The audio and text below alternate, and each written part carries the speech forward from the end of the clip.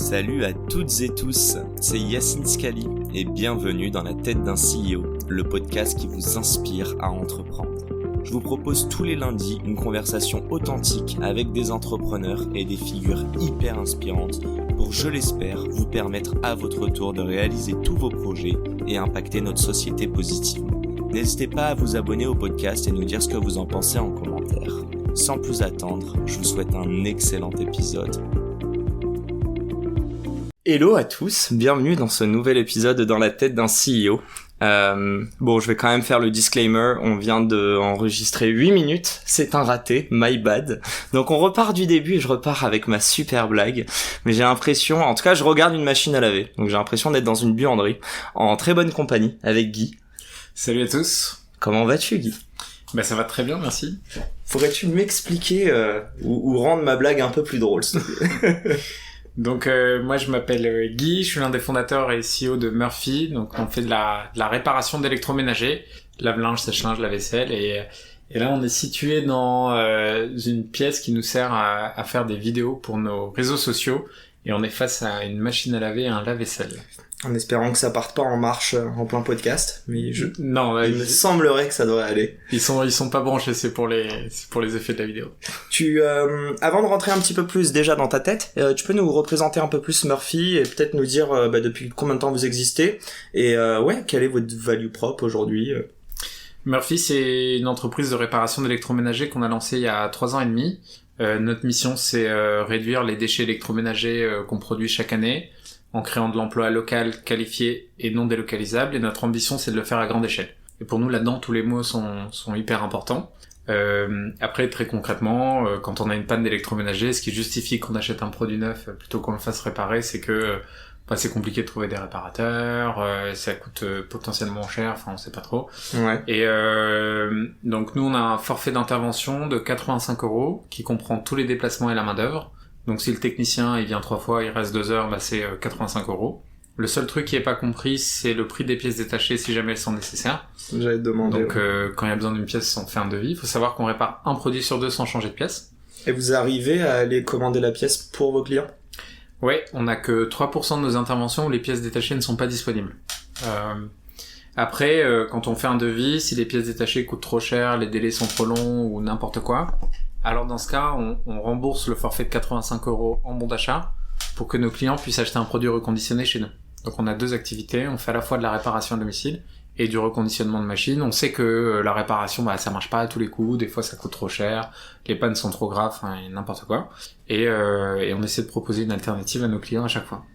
Fais-moi kiffer un peu, et c'est le moment de vendre un peu Murphy, mais j'imagine, je sais pas si on parle de NPS ou de notes sur Trustpilot, mais en tout cas, quelle est la satisfaction de vos clients ? Ouais, sur Trustpilot, on a une note de 4,7 et un NPS de 77, ce qui est, dans notre service, pour ceux qui se connaissent un petit peu, ça n'existe pas. Ouais. L'élément déclencheur d'une vente, pour nous, c'est une galère, c'est un problème, et donc on gère des problèmes du matin jusqu'au soir. Et quand ça se passe vraiment bien, les clients sont extrêmement ravis et très très heureux. Dès qu'il y a le moindre petit problème, par contre, leur niveau de satisfaction, il chute très très vite. On est d'accord, juste qu'un client, pareil dans le monde du spectacle, on te dit que un client non satisfait fera 10 fois plus de bruit qu'un client satisfait. Comment t'arrives dans une industrie qui en plus est un peu vieille, je crois qu'on peut le dire, mais en tout cas c'est un peu galère de trouver justement des réparateurs. Comment t'arrives auprès des clients et faire en sorte qu'ils aillent mettre ces notes ? Et après on repartira sur ton parcours, t'inquiète. Ce qui est important, c'est que tous nos techniciens sont des salariés, donc ils sont tous en CDI chez Murphy. On a une filiale qui est organisme de formation qui nous permet de former nos techniciens en reconversion professionnelle. Donc on travaille avec Pôle emploi pour faire de la reconversion. Donc les gens qui travaillent chez nous, ils sont quand même, en tout cas, plutôt très heureux de travailler avec nous. Et ça, ils vont le transmettre aux clients, cette passion. Se dire, je suis convaincu que le futur de la consommation d'électroménager, ça passe par de la réparation. Et cette espèce d'énergie positive, ils vont la transmettre. Et c'est ce qui fait que nos clients sont très heureux et qu'ils ont envie de le partager à d'autres. Donc c'est vraiment focus service en fait. Ouais, on est une plus que être drivé par le prix ou autre, quoi. Alors, le prix, c'est l'élément déclencheur de la vente. C'est-à-dire que quelqu'un qui ne nous connaît pas, qui arrive sur notre site pour qu'il consomme du service Murphy, bah, le prix, c'est un critère très important pour lui. Par contre, ou lui ou elle d'ailleurs. Et ensuite, dans sa satisfaction, le bouche à oreille qu'il va générer, sa propension à un repeat, là, c'est vraiment le service qui fait la qualité. Et juste qu'on se rende compte, 85 € pour une réparation lambda. Donc je dis lambda, en fait, j'y connais tellement rien, mais on va dire la réparation la plus basique que vous avez en termes de use case. Moi, demain, je passe pas par Murphy, mais par, je sais même pas quels sont les canaux existants. Combien tu penses que je pourrais m'en tirer au mieux ou au pire? Bah aujourd'hui, le marché, il est divisé en deux parties. Il y a des indépendants, des petites sociétés de réparation. Donc, en moyenne, il faut savoir qu'en France, on a moins de 2 salariés par entreprise de réparation. Donc quoi, ils sont payés à la presta?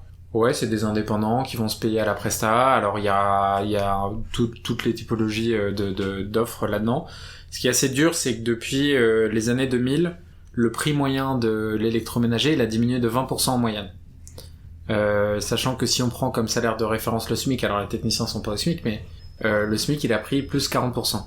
Donc quand on prend la valeur économique créée par un technicien et qu'on la compare à la valeur des produits neufs qu'il répare, étant donné que la valeur des produits neufs a diminué de 20% et que son salaire a augmenté de 40%, pour créer la même valeur économique, il faut qu'un indépendant il répare 70% d'appareils en plus, ce qui est juste impossible. Okay. Donc l'opportunité qu'il y a, c'est que c'est un métier qui est extrêmement administratif parce qu'il faut prendre rendez-vous, organiser les tournées, faire des devis, les accepter, commander les pièces, reprendre des rendez-vous, facturer, enfin émettre des factures, enfin bref, on a bien compris quoi. Et tout ça, ça s'automatise vachement bien. Et c'est ce qu'on fait en investissant beaucoup d'argent dans nos outils informatiques pour avoir une expérience client qui soit la plus fluide possible. Et par contre garder l'essentiel, c'est-à-dire le temps du technicien qui intervient à domicile. J'ai encore tellement de questions, mais là je pense que je vais foncer la tête baissée. On va quand même repartir sur ton parcours. Je le répète souvent, mais ça s'appelle Dans la tête d'un CEO, et aujourd'hui on va rentrer dans la tête de Guy. Tu nous en parlais, mais ils n'ont pas pu l'écouter, donc je sais que ça va être redondant, je suis désolé. Est-ce que tu peux te représenter et un petit peu nous parler de ton parcours? Et je sais que je suis relou avec, mais moi je fête mes 28 ans dans 2 semaines, donc je te laisse nous dire ton âge. Alors moi je m'appelle Guy, j'ai 29 ans, j'ai grandi dans le sud de la France, j'ai fait une école d'ingénieur où j'ai fait des mathématiques appliquées, trucs très techniques, et je me sentais un peu l'âme d'un entrepreneur, donc j'avais envie de comprendre comment fonctionnent les organisations, donc j'ai fait un master en théorie des organisations, qui m'a conduit à travailler pendant 3 ans à la SNCF, où mon job c'était d'accompagner la transformation organisationnelle de gestion des trains en Île-de-France, donc RER-A, RER-B. Ça allait de la gestion des conducteurs, de l'information aux voyageurs, des gares, des centres de maintenance, et j'adore les gros systèmes opérationnels avec plein de gens, où si chaque personne a la bonne information au bon moment, il va prendre la bonne décision qui fait que le service va marcher, ou alors pas du tout. Et j'enchaîne avec la question que je t'ai posée tout à l'heure. À quel point ça fonctionne? En fait, c'est le RER-A et RER-B, c'est quand même plus d'1 million de voyageurs par jour. Donc c'est une prouesse, on va dire, d'arriver à transporter autant de gens sur une seule ligne de chemin de fer. La réalité, c'est que les voyageurs souffrent beaucoup, enfin de retard, parce qu'il y a beaucoup de problèmes, évidemment. Les problèmes, ils se démultiplient avec le nombre de voyageurs. C'est un système qui a été inventé à la fin des années 1800, où l'enjeu c'était de faire en sorte qu'il y ait le bon train dans la bonne ville avec le bon conducteur et les bons voyageurs à l'intérieur. D'ailleurs, la première fois qu'on a eu une heure unique en France, c'est quand on a tiré des lignes de chemin de fer qui ont traversé le pays. Parce qu'avant, l'heure à Paris, c'était pas la même qu'à Lyon, quoi. Et on se couchera moins bête. Et toute leur organisation est basée autour de la planification, et ce qui fait que y a énormément de retard qui a été pris au fil des années sur des sujets de gestion de temps réel, de tracking des trains, savoir où sont les voyageurs, de calcul de densité de personnes sur les quais, enfin bref, toutes ces choses-là, qui sont des technologies assez matures dans d'autres industries. Mais en fait, elles existent pas trop parce que le système s'est construit en mettant un pied devant l'autre, en faisant de la planification et donc en mettant un pied devant l'autre, ils ont accumulé énormément de retard avec un besoin de transformation organisationnelle aujourd'hui qui est important. J'ai une petite question, pour avoir pas mal voyagé, alors bon, on parle du métro, mais je suis sûr que c'est la même chose pour nos trains. Beaucoup en tout cas de Français se plaignent du train, que ce soit du retard, que ce soit le service, que ce soit même le prix. J'aimerais avoir ta vue à toi, justement, ayant été à l'intérieur. Alors si tu peux nous parler au moins d'un point de vue tech, mais nous expliquer un petit peu déjà, je crois que tu nous expliques assez bien la complexité de gérer autant de trains, mais au-delà de ça, se dire que, j'ai l'impression que notre pays est plutôt bien desservi. En tout cas, oui, on a un des meilleurs systèmes ferroviaires du monde, on est hyper réputé à l'international.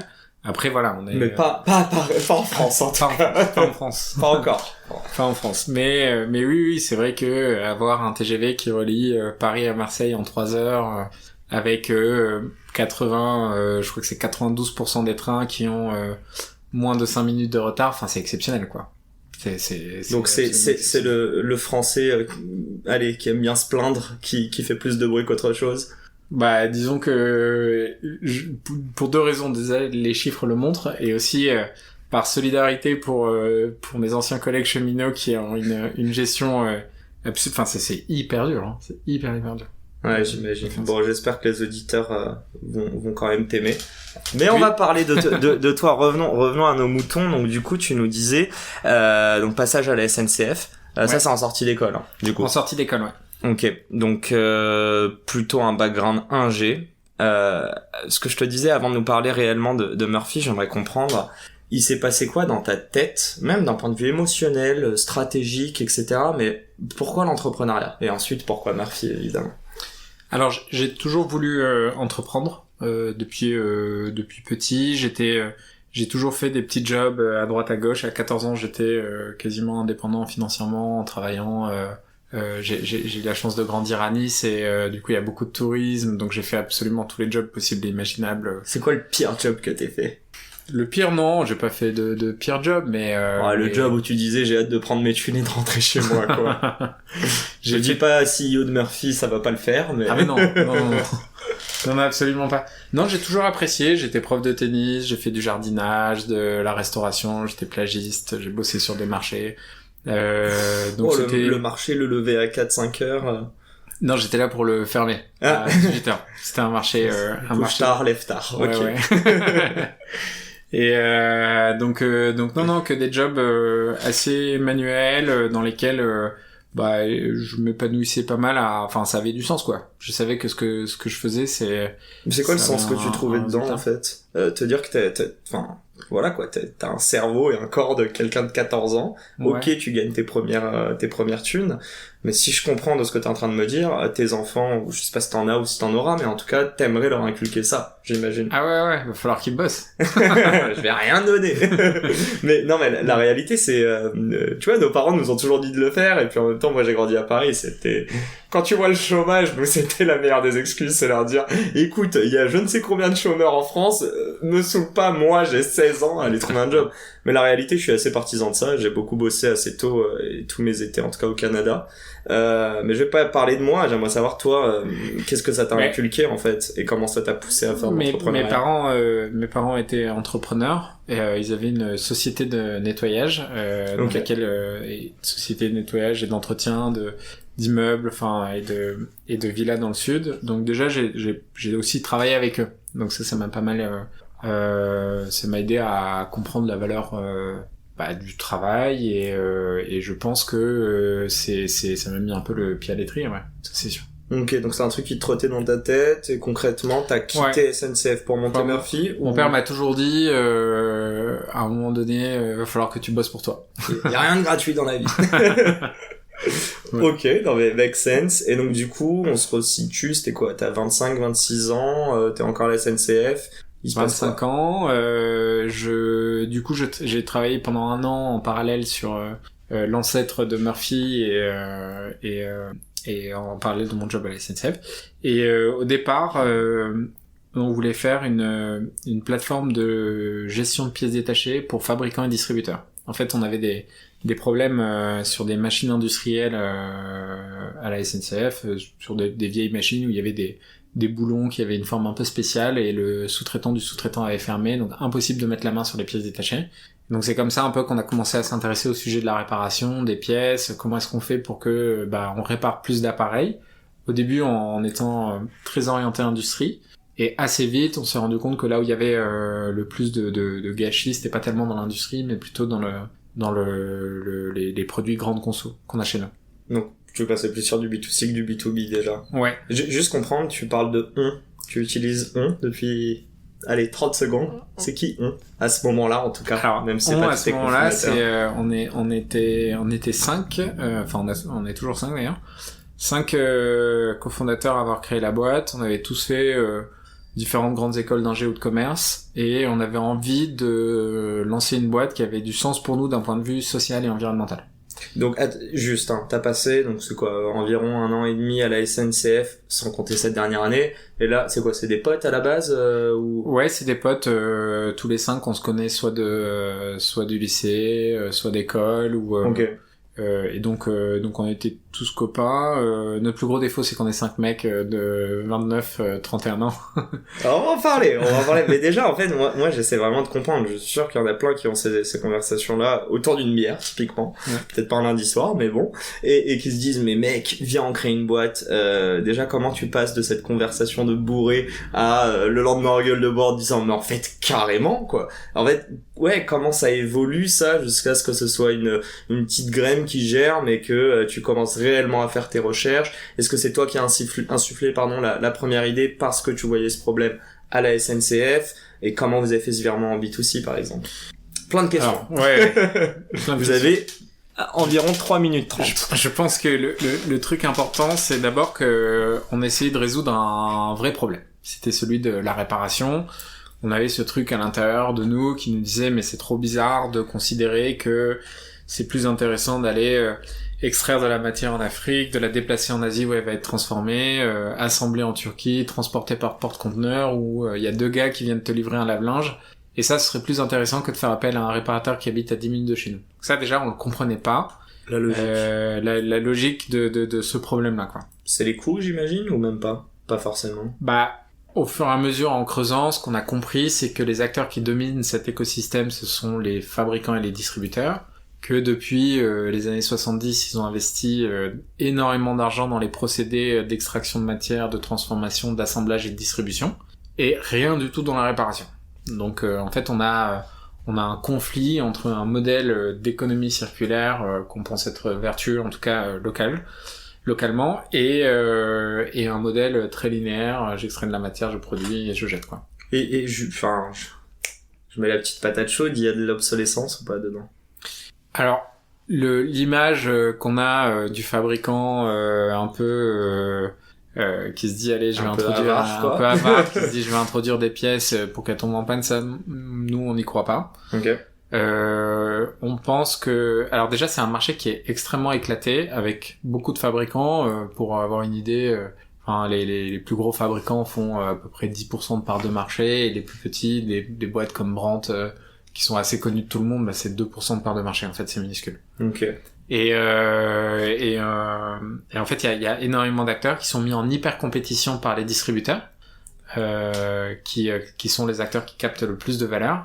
Et du coup, comme ils sont mis en hyper compétition sur de la vente, ils vont jouer sur le prix, et forcément, ils vont faire de temps en temps des mauvais choix économiques pour le consommateur à la fin.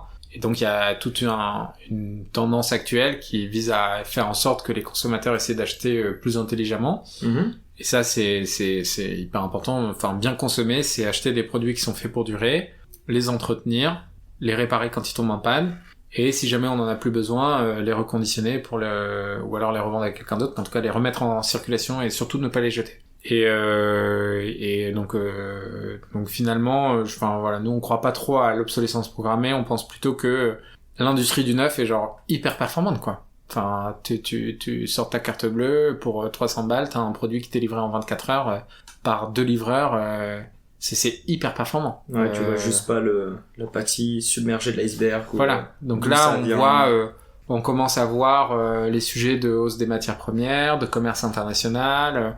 On a fait un atelier en interne il y a une semaine et on se demandait comment, enfin, la question c'était comment créer un buzz. Et mon groupe, on a essayé de se dire, comment on fait pour saboter l'industrie du neuf. Mais l'industrie du neuf, elle est en train de se saboter tout seul, en fait. Parce que des problèmes de commerce internationaux, d'augmentation du prix des matières premières. Et en fait, tout ça, c'est toute cette complexité-là, en fait, on la voit, le consommateur la voit pas. Et c'est le fruit de dizaines d'années, de milliards d'investissements. Donc ça, vous en prenez conscience, vous êtes à 5, avec juste l'ambition de créer quelque chose qui a du sens. À ce moment-là, on n'avait pas conscience à ce point-là. Sinon, je pense que on se serait déchauffé. C'est souvent ça. Hein. Souvent, ils disent si j'avais su le temps que ça m'a pris avant de monter mon produit, je l'aurais pas fait. Mais bon, no regret, je crois pouvoir dire. Ah non, absolument pas. Et du coup, juste pour en revenir à ce moment-là, c'est en fait quelle a été la réflexion et si je te simplifie un peu ça, quel a été l'élément déclencheur pour que chacun d'entre vous pose sa dème pour se dire on monte Murphy. Alors, du coup, le premier produit qu'on a essayé de sortir, c'était une solution SaaS de gestion du SAV pour fabricants et distributeurs. Focus B2B là ou déjà B2C? Enfin, c'était du B2B2C. Oui, mais sur des produits qui sont de l'électroménager dans nos maisons ou c'était quand même sur la SNCF là où ça a bien marché, c'est sur les produits grande conso. Donc, on a travaillé avec le groupe Boulanger, avec d'autres. Okay. Ça s'appelait Murphy? Non, ça s'appelait pas Murphy, ça s'appelait Cobble. Cobble? Comment t'écris ça? C-O-2-B-L-E. Ok. Je sais pas si notre site il est encore en ligne. Mince, je devrais pas les lire là. Allez faire un tour et laissez vos commentaires. Mais donc c'était et en fait assez au bout d'un an de développement, on s'est rendu compte en travaillant avec les acteurs de l'écosystème que leur stratégie c'était pas forcément de développer leur service après-vente. Ils voyaient plutôt ça comme une source de coûts à réduire. Et en fait, nous, on pensait qu'en travaillant avec eux, on allait accélérer la transition de l'économie circulaire. En fait, pas du tout. Okay. Et c'est là qu'on a décidé de pivoter et de lancer ce qui est aujourd'hui Murphy, une entreprise de réparation indépendante. Ça veut dire quoi, Murphy? Alors, Murphy, ça vient de la loi de Murphy, la loi de l'emmerdement maximum, qui dit que tous les problèmes qui doivent arriver vont finir par arriver. Quelle que soit la qualité de l'électroménager qu'on achète, il va forcément tomber en panne un jour. Mm-hmm. Et dans ce cas, faut réagir calmement, le réparer et c'est reparti. Tu peux nous expliquer un peu, ça fait quoi, 3 ans et quelques du coup que Murphy existe? Ça fait 3 ans et demi, on est bientôt sur nos 4 ans. On compte encore les demi à cet âge-là. Ouais, c'est ça. Ouais, vous avez fait quoi en 4 ans? Ou presque en 3 ans et demi? Voilà, là, on a fait des choses. Alors, déjà, c'était le août 2018, on lance du coup notre site internet de réparation. Au début, nous on est plutôt une bande d'ingénieurs, donc on s'est dit il va falloir trouver des clients et trouver des réparateurs. Trouver des réparateurs, ça doit être facile puisque ça existe quoi. Mm-hmm. Du coup, on va faire les réparateurs nous et on va faire le truc qui est le plus difficile pour nous, c'était d'acquisition quoi. Ok. On a toujours un peu ce truc de se dire tout ce qui est facile on le remet à plus tard et ce qui est difficile par contre on se le cogne tout de suite. On avait grave tort à l'époque, on s'en rendait pas compte. Ok. Donc pendant les 6 premiers mois, on avait une espèce de double vie où à 7h du matin on allait ding ding bonjour c'est le réparateur et on rentrait à 17h développer l'entreprise dans mon salon pour essayer de grandir quoi. Pendant combien de mois ça? 6 mois tu dis? On a fait ça pendant 6 mois. Ok. Jusque janvier 2019 où là on a commencé vraiment à recruter des techniciens. Ça nous a conduit à faire notre première levée de fonds à l'été 2019. Alors attends, juste avant cette levée, t'as dit que ça avait été une erreur.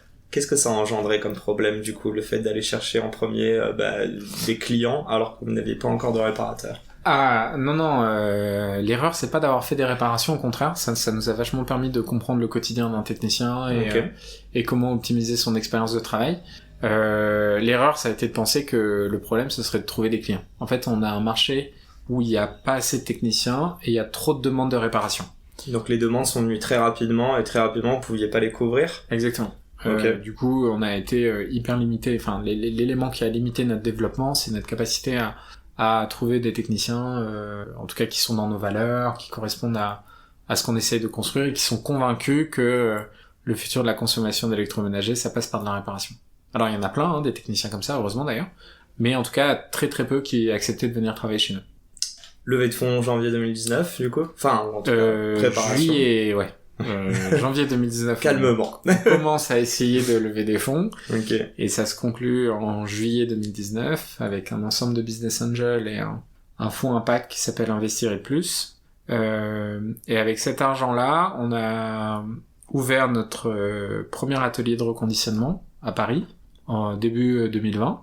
On lance notre activité de reconditionnement et c'est là vraiment qu'on a eu ce modèle avec le forfait qui est remboursé, un bon d'achat. Ce sont les mêmes techniciens qui font de la réparation à domicile et du reconditionnement. Ok. Du coup, comme ils sont salariés, et en fait notre promesse c'est d'avoir des délais d'intervention de moins de 2 jours. Et donc en fait si t'appelles quelqu'un et qui te dit oui je suis dispo tout de suite, soit il faisait rien avant, soit il va te le faire payer le temps où il faisait rien, soit il va pas gagner sa vie, quoi.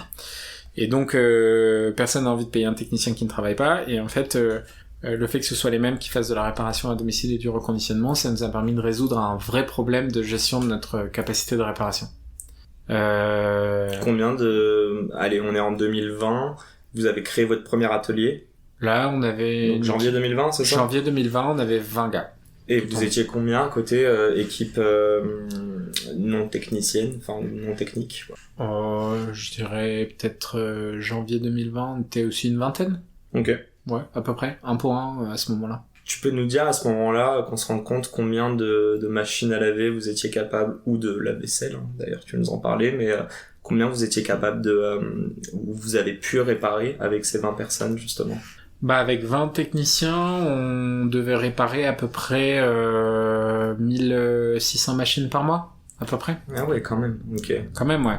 Ouais, oui, ils en chantent fait, pas, quoi. Ouais, comme les techniciens, ils travaillent pour nous tout le temps, enfin pour nous, pour la boîte tout le temps. Du coup, ils produisent beaucoup, ouais. Et comment t'allais les chercher, ces techniciens, du coup? Tu les débauches, justement, à la force du poignet, à ce moment-là, on essaie de les débaucher de nos concurrents, de convertir des indépendants en salariés, bref, on a pas mal galéré.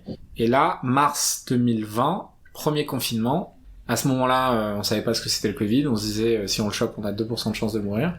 Et pas de masque, pas de gel, interruption totale d'activité, on repart en mai. Sur le premier trimestre 2020, on avait fait des promesses d'embauche à une dizaine de techniciens qu'on a embauchés pendant le confinement et à la reprise, ce qui nous a permis de passer à une trentaine de techniciens à l'été 2020. Et là, faut se dire que fin août, septembre 2020, début de la deuxième vague Covid, les gens se disent oulala, en fait c'est pas terminé. Il y avait pas le moindre technicien qui allait partir de chez Darty pour venir chez Murphy, quoi. Je caricature, mais en fait à ce moment-là on était personne, tous les gens qui avaient un poste bien étaient hors de question qu'ils en parlent. Ils sont salariés chez Darty par exemple? Ouais, bien sûr. Ok. Ouais. Ils sont salariés, ils forment des techniciens comme nous. Et en fait on se dit à ce moment-là impossible de recruter, et donc il faut qu'on lance notre filiale, organisme de formation. Donc on était en octobre 2020. Et donc on a accueilli la première promotion en janvier 2021. Ok. En partenariat, tu disais avec Pôle emploi? Avec Pôle emploi, ouais. Ok. Et depuis, on a formé à peu près 70 techniciens. Et là, en ce moment, on recrute une promo par mois. Ça fait à peu près une douzaine de techniciens par mois. Donc 70, 30, 12. Donc là, vous êtes un peu plus de 100 techniciens déjà? Ouais, exactement. Okay. Vous êtes combien en tout là, à date? Alors, si on compte les techniciens qui sont en cours de formation, on est 230. En plus, on a fait un gap de été 2020 à maintenant. Ouais. Et ouais, si tu veux nous expliquer. Parce que là, c'est l'accélération au final. Qu'est-ce qui s'est passé? Là, c'est l'accélération. Alors oui, effectivement, été 2020, juste avant qu'on se rende compte qu'on n'arrive plus à recruter de techniciens, on arrive à closer notre deuxième levée de fonds avec... Smart. Avec Alter Equity et Utopia, et on a la chance d'être tombé sur des investisseurs particulièrement particulièrement intelligent et compréhensif. Et donc en fait, on avait une stratégie de développement très rapide. Et quand on s'est rendu compte que on n'arrivait plus à recruter des techniciens, en tout cas, enfin, on n'en trouvait pas, et qu'on a changé de stratégie pour les former, ils ont été, enfin voilà, on avait un problème, on a trouvé une solution. C'est pas indiscret. Qui est-ce qui a insufflé cette idée de créer vous-même cet organisme de formation? C'est aussi les personnes qui vous ont entouré, pardon. Alors on savait forcément qu'à un moment donné, il allait falloir le faire. C'est-à-dire plus vite que prévu. Ouais, du coup. là on l'a fait plus vite que prévu.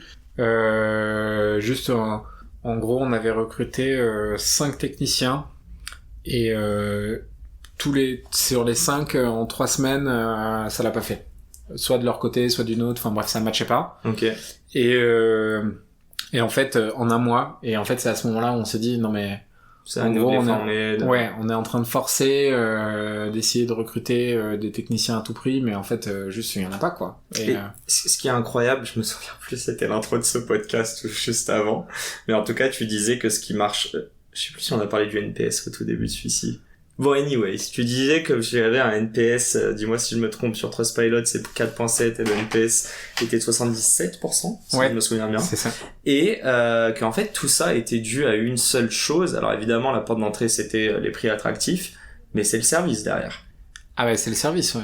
Et ton service, j'imagine que tu le crées via une culture d'entreprise, et ça, vous avez été capable de le faire, j'imagine, via l'organisme de formation, du coup. Ouais, carrément. En fait, quand on faisait les interventions nous-mêmes, on s'est très vite rendu compte que quoi qu'on fasse en termes de marketing digital, d'expérience numérique, enfin bref, quoi qu'on fasse, la satisfaction que génère le technicien qui est souriant, sympa, qui nettoie derrière lui et qui explique l'origine de la panne, les petits gestes du quotidien qu'on aurait pu faire pour éviter que ça arrive, en fait, ça écrase tout le reste. Donc c'est quoi, c'est de la pédagogie, tu dirais? Ouais, il faut que, en fait, c'est très simple, hein, si le technicien est passionné par son métier et qu'il est convaincu que le futur de la consommation d'électroménager, c'est la réparation, bah ça, il va le transmettre. Quand on a des gens qui sont passionnés de n'importe quoi, en fait, on a une forme on est très heureux, quoi. Ça rend heureux. Et donc d'avoir des gens passionnés par leur métier, c'est ce qui fait qu'ils vont faire le petit service en plus qui va satisfaire les clients, ouais. Donc c'est 2020 ou 2021, je me souviens plus. Fin 2020, début 2021, levé 8 millions, c'est ça? Fin 2020 et du coup début 2021, c'est là qu'on lance notre organisme de formation, sauf que pour former des techniciens, il faut à peu près 6 mois.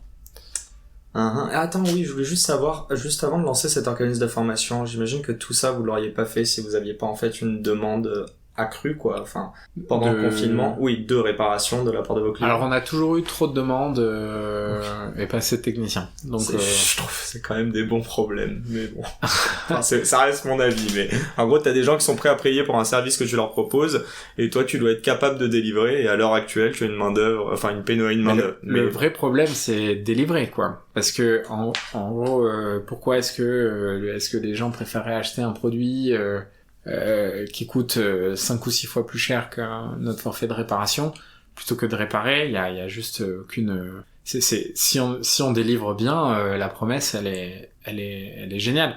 Si on délivre mal, la promesse, c'est un calvaire. Enfin, c'est vraiment, la frontière, elle est hyper fine, et donc, l'exigence opérationnelle à délivrer, le service est hyper important.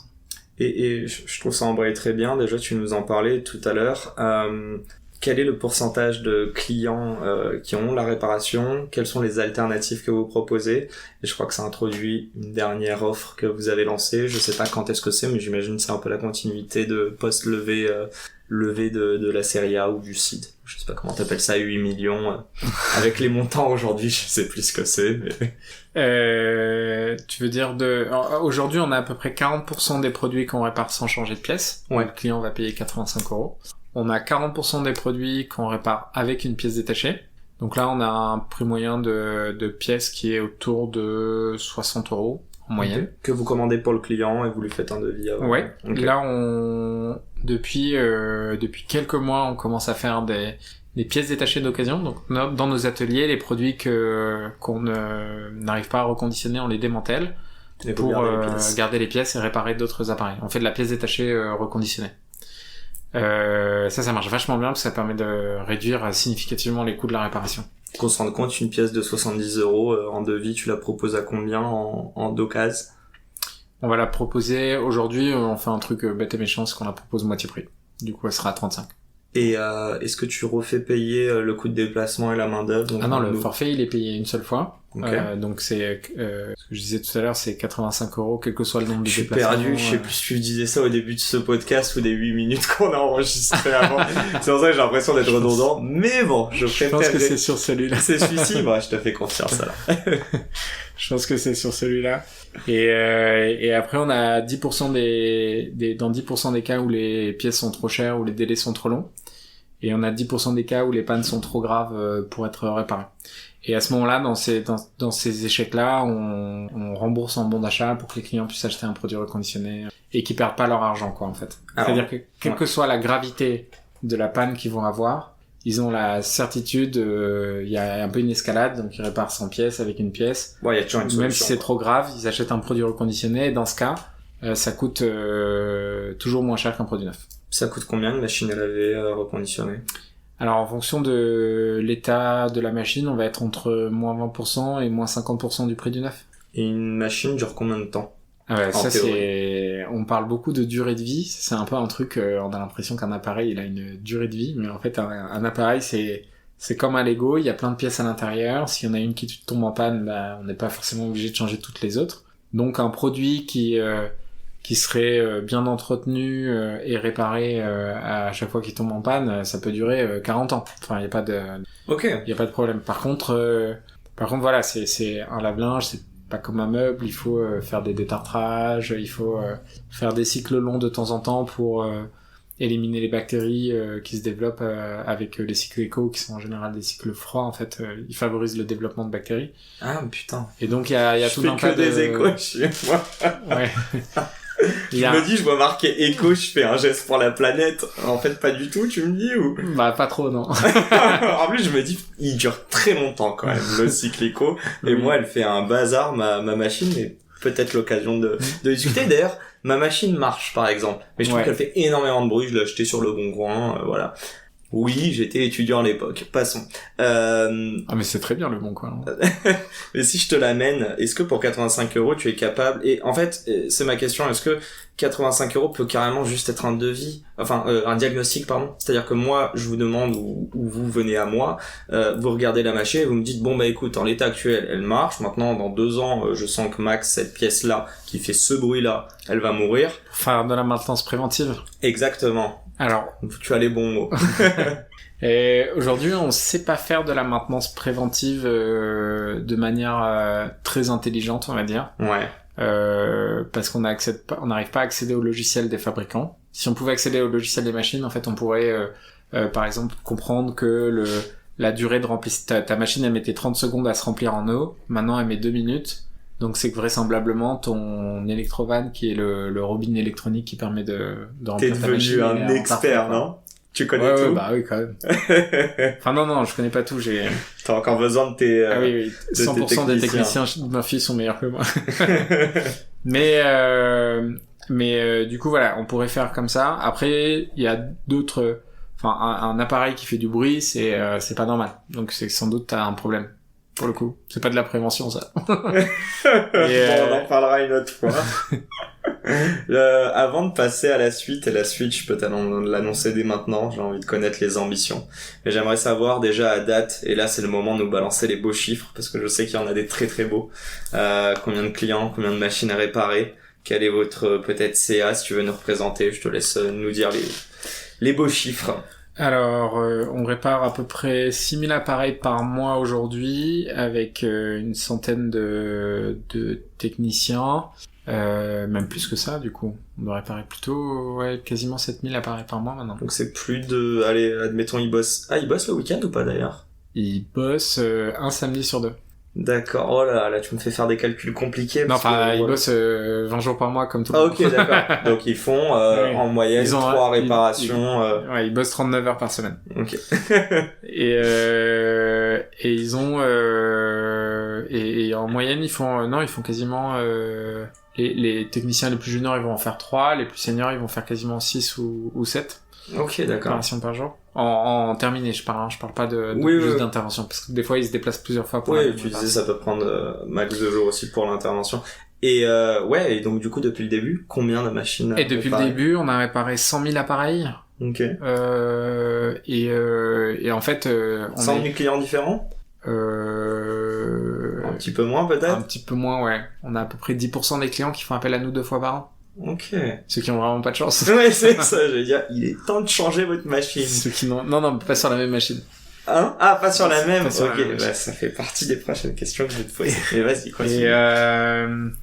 Et donc on a 100 techniciens et dont 60 qui ont rejoint l'entreprise dans les 6 derniers mois. Ok. T'as du bouche à oreille dessus ou pas? Est-ce que les techniciens arrivent à ramener d'autres personnes en se disant bah oui, c'est un bon plan et en même temps le métier est cool et les valeurs de la boîte me ressemblent? Ouais, tout à fait, ouais, carrément. On a du bouche à oreille, on a des clients qui viennent se former chez nous. Ah, super drôle, qui ont eu un problème, qui ont tellement aimé l'expérience, qui passent de l'autre et côté. puis qui du coup ont discuté avec le technicien de comment ça se passe, est-ce que le CEO est archi cool, c'est vraiment détente, il sert des bières le soir ou... Bah j'espère, hein. Ça se trouve ils disent pas du tout ça. Bah écoute, s'ils nous écoutent, hein, n'hésitez pas à faire vos retours. Oui, ben c'est vrai que souvent en tout cas moi en tant que CEO, je n'ai pas assez de feedback de la part des équipes. J'en donne beaucoup à longueur de journée, surtout quand ça va pas. Mais faut pas hésiter, ouais. Et du coup là, on espère, en tout cas on est préparé à recruter et former 300 techniciens dans les 12 prochains mois. Ouais, tu disais une quinzaine par mois, c'est ça? Là, en ce moment, on a une quinzaine par mois et on va doubler la cadence à partir de début de l'été et tripler à la rentrée. Alors, cher Guy, pourquoi doubler et tripler à la rentrée? Je pense qu'il y a des raisons pour ça. C'est quoi? C'est juste accélérer sur le déploiement de la machine à laver. Je crois que tu nous as parlé de lave-vaisselle. Mais notre modèle aujourd'hui, c'est que quand on déploie dans une ville, on ouvre des ateliers de reconditionnement. C'est dans ces ateliers-là qu'on va former nos techniciens sur place. Donc, et donc aujourd'hui, on a 4 ateliers à Paris, Lille, Lyon et Nantes. Et il nous en reste à peu près au moins 7 à ouvrir en France pour avoir une couverture une couverture nationale correcte avec nos ateliers. Okay. Et donc là, on est en train de préparer une nouvelle levée de fonds qui va nous permettre de financer ce développement. C'est quoi les produits que tu te vois réparer dans 24 mois? Murphy peut réparer quoi? Alors aujourd'hui, on fait tout l'univers du gros électroménager, donc c'est le lavage, lave-linge, sèche-linge, lave-vaisselle, cuisson, donc four, plaque de cuisson, hotte, micro-ondes. Vous le faites déjà tout ça? Ouais, tout ça on fait, et on fait le froid avec frigo, congélateur. C'est dingue, parce que pour moi Murphy était vraiment axé sur le lave-linge. Exactement, en fait c'est la porte d'entrée, mais ouais. On fait c'est les mêmes techniciens qui savent faire globalement tout le gros électroménager. Alors juste deux questions d'ailleurs. La première, c'est pourquoi le lave-linge en premier? Est-ce que c'est l'appareil qui tombe le plus souvent en panne? Versus, on parle de frigo, etc., qui sont quand même l'électroménager que tout le monde doit plus ou moins avoir chez soi. Et la deuxième question, tu parlais est-ce que en gros, je voulais savoir, est-ce que les fabricants ils doivent mettre leur PDF de tous leurs appareils en ligne, j'imagine. Et c'est comme ça que vos techniciens se forment, non? Alors, c'est plusieurs choses. Le lave-linge, c'est ce que les gens retiennent. Je sais pas trop pourquoi, mais c'est un peu un symbole de... Ouais, je crois que c'est la photo où vous êtes 5 sur des lave-linges. C'est possible. C'est plus dur de monter sur des frigos. Ouais, c'est ça. Tout simplement. Non, mais en vrai, vous avez tout lancé plus ou moins en même temps? Ouais, on a tout lancé à peu près en même temps. Ouais. Et c'est quoi qui marche le mieux? Effectivement, on fait à peu près 30% de lave-linge, ce qui est disproportionné par rapport au nombre de lave-linge, mais 10% de frigo par exemple. Ah ouais, ok, d'accord. Et la raison, c'est que quand on a une panne de frigo, on a un sentiment d'urgence qui est très fort, parce qu'on a des produits à l'intérieur, Et du coup, ouais, le réflexe c'est vraiment acheter et livrer en 24 heures. Qui est paradoxal parce que je connais pas trop les prix, mais je pense qu'un frigo est quand même plus cher qu'un lave-linge, non? Oui. Voire 2 fois plus cher même. Ouais. Facile. Ok. Mais ce sentiment d'urgence. Donc c'est émotionnel. Ce réflexe en fait. Donc faut qu'on bosse pour montrer que la réparation ça peut être aussi efficace, que le technicien il peut venir en 24 heures, que si jamais la réparation dure trop de temps, les délais sont trop longs, on peut livrer un produit reconditionné en 24 heures aussi. Donc au max ça prend 48 heures. En fait tout ça il y a beaucoup de travail de pédagogie aussi. Ouais, et opérationnellement, il faut que ça soit qu'on soit de plus en plus bon pour pouvoir tenir cette promesse vraiment à tous les coups, quoi.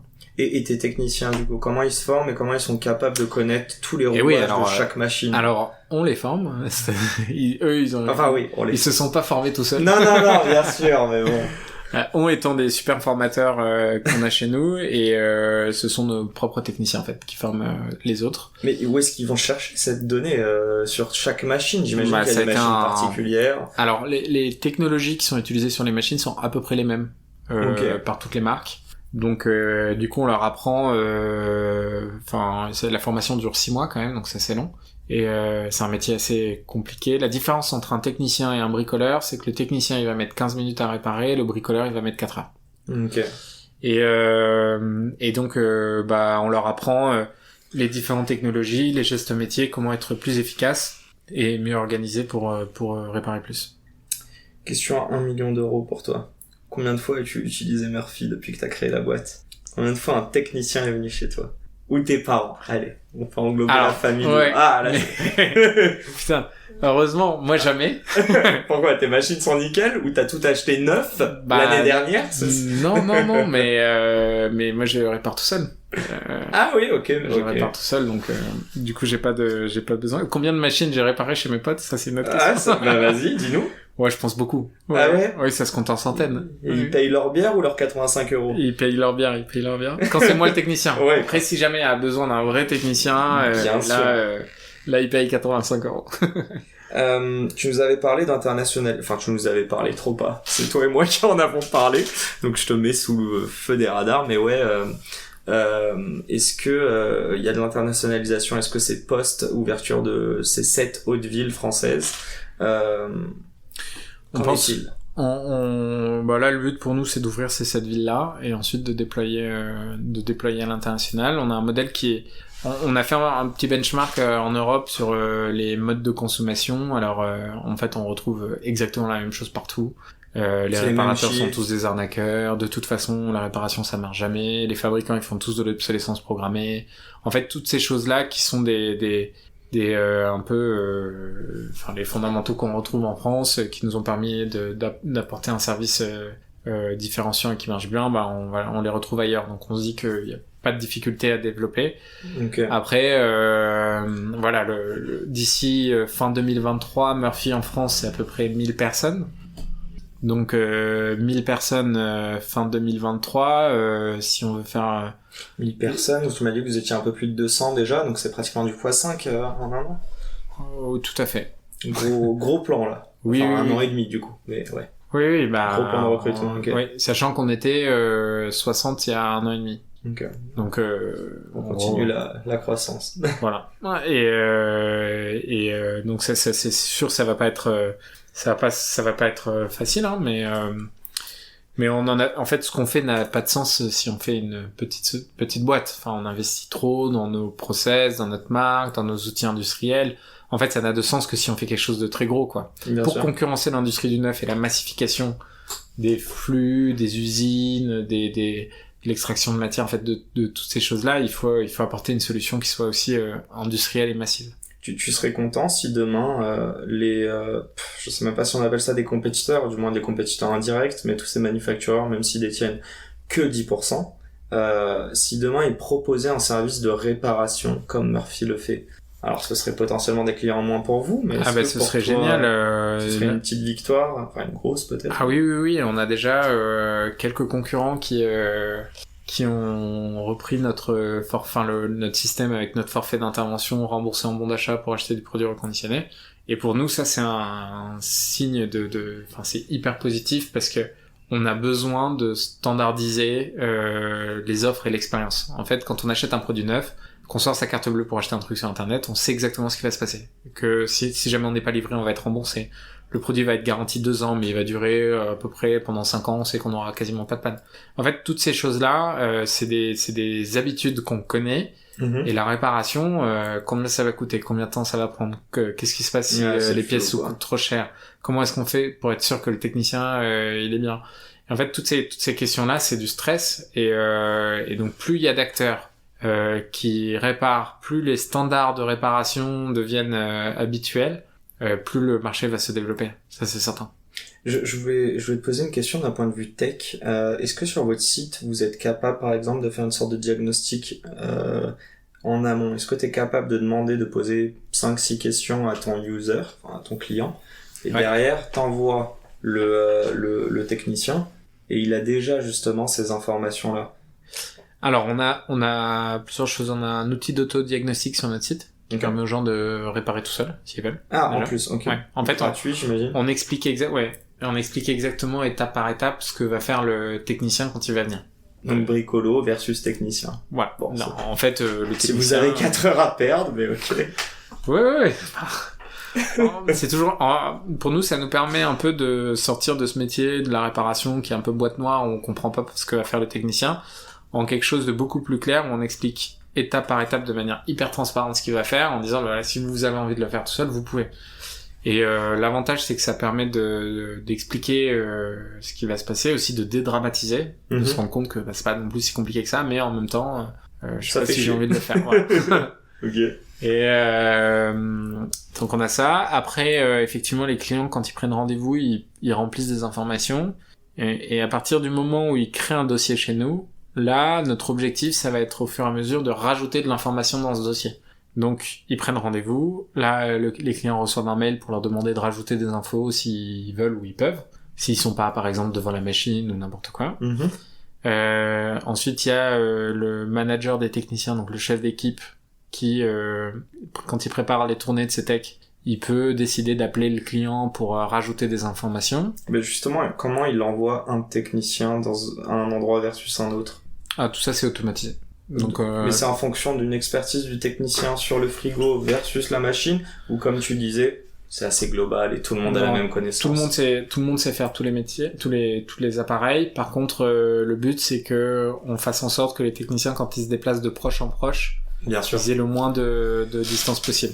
Donc ça, c'est un métier de logistique, quoi, finalement. Ouais, complètement. Ok. Et donc le chef d'équipe va pouvoir ajouter des infos, le technicien va pouvoir appeler les clients aussi, et ensuite après il intervient et voilà quoi. Au bout d'un moment faut y aller. Hein.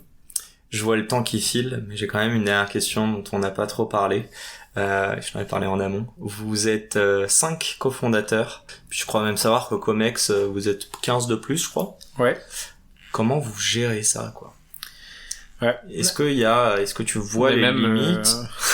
Dis-moi. Moi, j'adore dire, on est 15 business angels, 3 fonds d'investissement, 5 fondateurs, 15 membres du Comex et 230 salariés. Et il y a un seul truc qui nous unit complètement, c'est notre mission. Donc c'est, j'en parlais tout à l'heure, mais c'est réduire les déchets électroménagers qu'on produit chaque année en créant de l'emploi local, qualifié, non délocalisable. Et notre ambition, c'est de le faire à grande échelle. Et pour nous, là-dedans, tous les mots sont hyper importants. Le fait d'embarquer dans cette aventure uniquement des gens qui sont parfaitement alignés avec cette mission-là, ça nous donne un angle de lecture de toutes nos décisions stratégiques qui est assez évident. C'est-à-dire que une fois qu'on fait ça, savoir est-ce que on va faire de nouvelles gammes de produits, est-ce qu'on va faire de l'international, est-ce qu'on va faire tout ça, en fait, c'est ensuite ça devient évident. Déjà, à l'échelle de vous 5, en tant que 5 cofondateurs, j'ai du mal à croire que vous ayez jamais eu de désaccord. Bah, on n'a jamais voté de décision, par exemple. Donc vous avez jamais fait des trucs 3 contre 2 ou 4 contre 1. Donc vous êtes toujours revenu à un consensus ensemble. On considère que si jamais il n'y en a pas un consensus, c'est que ce qu'on fait, c'est pas suffisamment mature. Ok. Et que du coup, faut qu'on continue à bosser. Putain, c'est smart et c'est exigeant. Ok, bah je vais rentrer un peu plus dans les détails. Je ne sais pas si toi tu pourras répondre à cette question. Est-ce que vous 5 détenez le même nombre de parts de la société? Alors on était 3 à la base à avoir lancé le projet, 2 sont arrivés un peu plus tard, donc il y a une légère différence mais assez faible. Mais les 3 premiers sont égales et les 2 derrière. Ok, très bien. Bon, j'ai pas dit que ce seraient des questions faciles. Non. Je te balance mes 2 dernières petites questions que je pose à tous mes invités. Je voulais savoir pour toi, dans un premier temps, qu'est-ce que l'entrepreneuriat, si tu pouvais l'associer à un mot, un groupe de mots, voilà. Et nous expliquer évidemment pourquoi. Alors, tu m'avais demandé en avance, du coup j'ai préparé ça. Je pense que pour moi l'entrepreneuriat... Surtout la deuxième qui a te demandé du fil à retordre, mais vas-y. Pour moi l'entrepreneuriat c'est l'engagement, des galères et de la fierté. Je t'ai dit un mot, t'en choisis 3 toi. Ouais, je trouvais ça pas mal. Tu m'as dit un groupe de mots. Ouais, mais... Engagement, galère et fierté. Allez, c'est CEO, quoi. Il se croit tout permis à chaque fois, quoi. Bah ouais, c'est vrai. Bon, explique-nous un petit peu pourquoi. Bah, en fait, pour entreprendre, il faut être très engagé dans ce qu'on fait. Parce que sinon, ça fonctionne pas. Si on est à moitié dans le projet... En fait, déjà, si on est très engagé, il y a une petite chance que ça marche seulement. Si on est pas très engagé, il y a 100% de chance que ça marchera pas, quoi. Puis je pense que ça rejoint la fierté. Ça rejoint les galères. Et les gars, ouais, mais tout est lié en fait. Ouais, ok. Ça rejoint les galères parce que forcément, surtout dans notre métier où l'élément déclencheur d'une vente c'est un problème, on gère des problèmes du matin jusqu'au soir. Et on a appris les emmerdes, on a appris à les embrasser quoi, à être très heureux de les accueillir. Et ça c'est hyper important d'arriver à avoir suffisamment de recul pour se dire oh tiens un problème. Ah ouais, donc je peux carrément te dire que tu es engagé et fier d'avoir des galères quoi. Ouais, exactement. Tu es quelqu'un de très bizarre. Exactement. Et fier parce que fier de tout ce que les équipes construisent tous les jours, de tout ce qu'on fait et voilà, d'essayer en tout cas à notre échelle pour le moment et bientôt à grande échelle de changer le monde. J'ai une petite question là comme ça qui me vient. Tu parles de fierté, tu parles de galère. Est-ce qu'il y a une galère, un problème que vous avez face vraiment et vous vous êtes regardé en mode je vois vraiment pas comment on peut surmonter ça et là tu regardes dans le rétro et tu te dis ouais on est fier. Je pense que la galère le plus beau truc qu'on ait fait qui a été la plus dure à surmonter ça a été le recrutement des techniciens ouais. Ok. Alors ça vraiment c'est le recrutement des techniciens ou la fierté vient aussi de l'organisme de formation que vous avez créé? C'est notre capacité à transformer une galère en opportunité en élément hyper différenciant.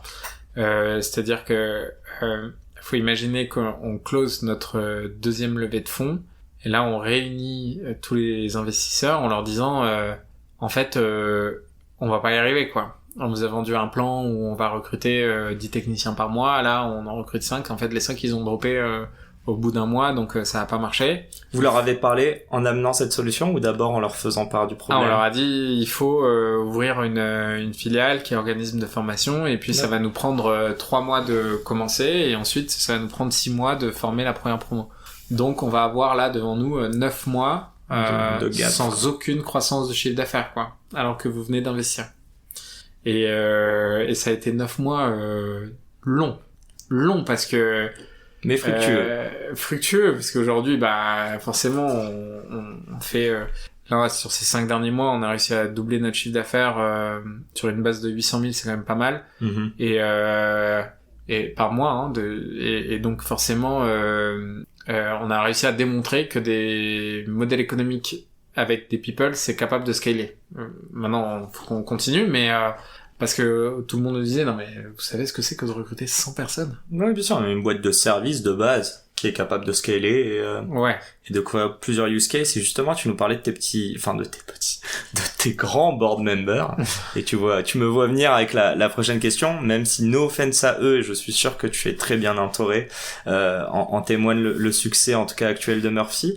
Mais je pense que tout entrepreneur manque d'expertise. Donc si tu avais la capacité aujourd'hui, sans concerter tes 4 cofondateurs, mais toi tout seul, de choisir un board member, donc externe, vivant, mort, fictif ou réel, qui est-ce que ce serait et pourquoi? Alors j'ai eu la chance ces quelques derniers mois de croiser des sportifs de haut niveau qui ont pas mal théorisé en tout cas la raison qui fait qu'il y a des équipes de sport co qui ont pu performer pendant des longues périodes, genre les All Blacks au rugby ou la France en handball donc je pense que je serais hyper en tout cas je suis très intrigué d'avoir je pense que si je choisirais ce serait un des coachs qui a contribué justement à créer ces cultures de performance qui ont duré dans le long terme. Okay. Pas juste une victoire et une défaite comme on peut le voir parfois où on a des moments très up et ensuite derrière c'est down, mais comment est-ce qu'on peut construire quelque chose qui dans le temps va durer alors que surtout sur du sport co en fait on change tous les joueurs de l'équipe. Ouais, bien sûr. Et en fait ils continuent de performer. Donc il y a un truc derrière qui est très lié à la culture, au collectif, au travail sur le collectif qui est très impressionnant, donc je pense que j'essaierai de trouver quelqu'un. Mais écoute, si on traduit ça en anglais, qui nous écoute, non, en vrai, je connais pas le coach des All Blacks, mais en tout cas, je te rejoins là-dessus. Bon, je sais pas si t'as un petit dernier mot après cette belle heure et quelques à discuter. Peut-être le dernier truc que je peux dire, nous, c'est sur ce qui nous permet de tenir et de réussir tout ça, c'est beaucoup c'est la force du collectif. Je pense et ça c'est quelque chose qu'il faut absolument pas négliger. Tout seul on va plus vite, ensemble on va plus loin et ça c'est hyper important, donc d'où aussi la référence sur le board member. Eh ben écoute, merci pour on va terminer sur un beau mot de la fin en tout cas, mais merci pour ce témoignage d'expérience et en tout cas pour tous tes feedbacks. J'espère que t'as pris du plaisir, moi oui. Carrément. Bon, un grand merci Guy, merci à tous de nous avoir suivis et à dans 2 semaines pour un nouvel épisode. Ciao Guy. Merci, salut.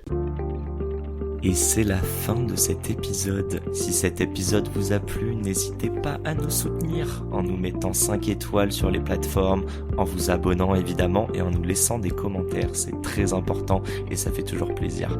Hâte de vous retrouver la semaine prochaine.